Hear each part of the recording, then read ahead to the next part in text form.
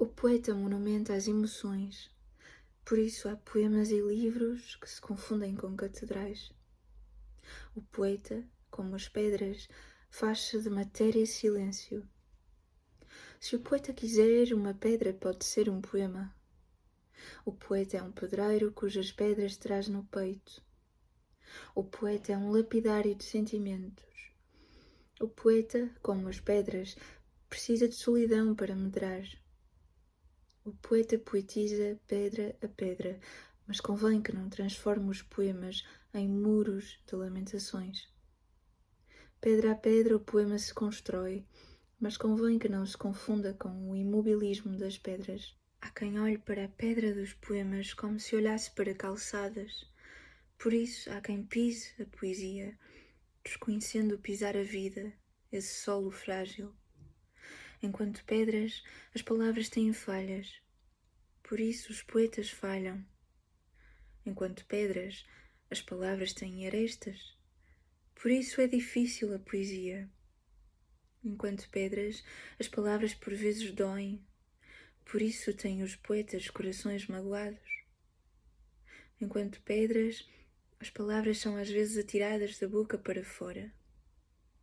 Enquanto pedras atiradas da boca para fora, por vezes as palavras ferem. Enquanto pedras, as palavras estão e não estão, são e não são. Enquanto pedras, as palavras não precisam de mais nada. Os poetas nem sempre são puros como as pedras, do mesmo modo as palavras. A pedra pode corromper, as palavras também. Os poemas, como as pedras, deviam servir apenas para construir. Em Gaza há décadas que as pedras servem como arma. A poesia também pode ser uma arma. Uma pedra pode atingir-nos mortalmente, um poema também. Às vezes o poeta magoa-se com as palavras, tal como uma criança por vezes se aleija brincando com pedras. Os poetas têm muito de crianças. Às vezes não sabemos o que fazer com uma pedra, do mesmo modo que com um poema. Atirar uma pedra fora é como rasgar um poema. Olhando para uma pedra, julgamos por vezes olhar para nada. Há quem olhe para os poemas como se olhasse para pedras. Os poemas, como as pedras, encontram-se ao alcance de todos. A poesia, como as pedras, anda na rua. Um poema é como uma pedra, pode sempre estilhaçar-se. Alguns poetas têm corações de pedra. Se calhar por isso mesmo são poetas, porque se sentem na obrigação de, ao longo das suas vidas, irem polindo o coração. Há pedras tão belas que parecem inventadas. Há poemas tão belos que parecem pré-existir ao poeta. As pedras a ninguém pertencem. Os poemas deveriam também ser de toda a gente. No meio do caminho de cada poeta existe sempre uma pedra, como existe sempre a palavra. As pedras têm a qualidade da inércia. Há poetas que por vezes assumem essa qualidade. Pegar numa pedra encontrada no caminho sabe bem. Sabe bem sentir o seu peso ancestral, sabe bem sentir a sua pele dura, áspera e seca, sabe bem cheirar o seu cheiro à terra e à distância. Pegar num livro de poesia encontrado ao caminho numa qualquer estante sabe igualmente bem. Sabe bem sentir o seu peso, passar a mão pela sua pele de papel, sentir o seu toque e o seu cheiro. Antigamente os homens escreviam nas pedras.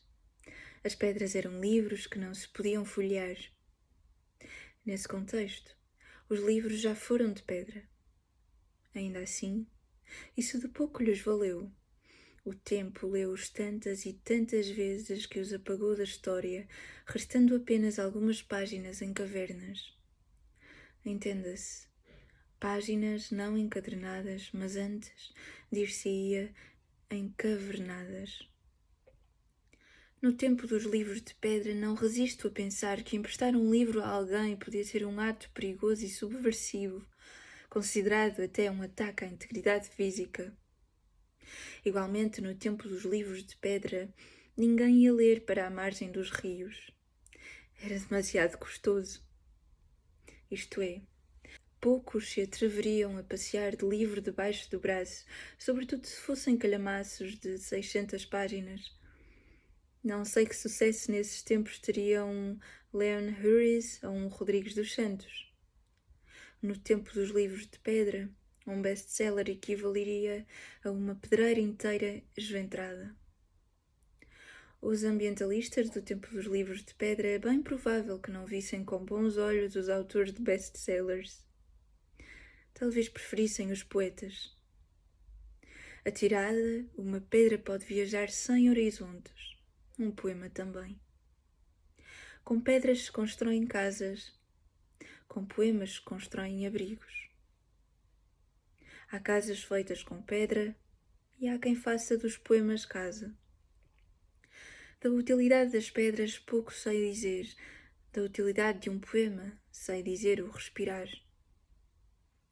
Com uma pedra pouco podemos, com apenas uma palavra podemos às vezes muito mais. Com a palavra amor, por exemplo. As pedras guardam segredos do princípio do mundo. Os poemas revelam esses segredos. Há poetas que gostariam de ser lidos pelas pedras, como o poeta Manuel de Barros.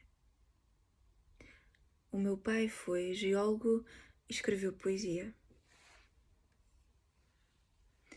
Poema de Pedro Teixeira Neves.